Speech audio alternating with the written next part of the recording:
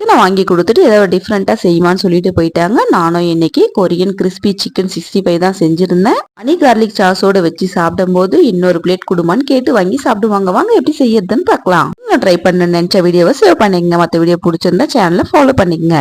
Wash பண்ண சிக்கன்ல 1 teaspoon மிளகாத்தூள், 1/2 டீஸ்பூன் உப்பு சேர்த்து மேரினேட் பண்ணி வச்சுக்கலாம். பவுல்ல 1/2 கப் மைதா மாவு மேரினேட் பண்ண சிக்கனை சேர்த்து நல்லா கலந்துக்கலாம். கலந்த சிக்கனை தண்ணியில நல்லா முக்கி எடுத்துக்கலாம்.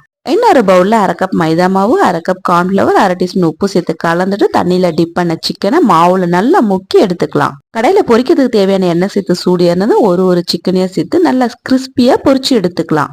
இது அப்படியே சாப்பிடவே சூப்பரா இருக்கும். ஆனா இதுக்கு ஒரு சாஸ் ரெடி பண்ணிக்கலாம். பூண்டை எவ்வளவு பொடியா நறுக்க முடியுமோ அவ்வளவு பொடியா நறுக்கி எடுத்துங்க. பேன்ல பட்டர் சேர்த்து மெல்ட் ஆனதும் நறுக்குன பூண்டு சேர்த்து நல்லா ஃப்ரை பண்ணிக்கலாம்.